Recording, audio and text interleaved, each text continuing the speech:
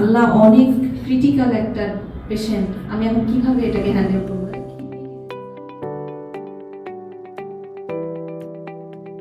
যে টেস্ট লাগে অ্যাকচুয়ালি একটা ডায়েট প্ল্যান তৈরি করতে, সবগুলোরই কিন্তু প্যারামিটার এখানে শিখে দেওয়া হয়েছে। প্লাস সাথে সাথে প্রতিটা কেসে ধরে ধরে মানে এইটার যে এরকমের যদি হয় প্রোফাইলটা, তাহলে ডাক্তার তো প্রোফাইল লেখা থাকে, ডাক্তার HbA1c এটা এত লেখা আছে, কিন্তু ওইটা দেখে আমি সেটাকে কি ইন্ডিকেট করে কিভাবে ডায়েট দিব সেটাও শিখিয়ে দেওয়া হয়েছে।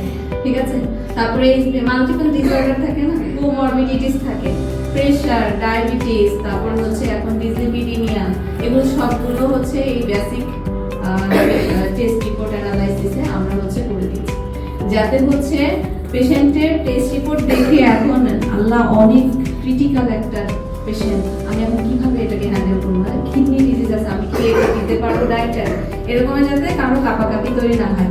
অ্যাকচুয়ালি বেসিক্যালি অ্যাডভান্স করার পরে বেসিক টেস্ট রিপোর্ট করাটা জরুরি।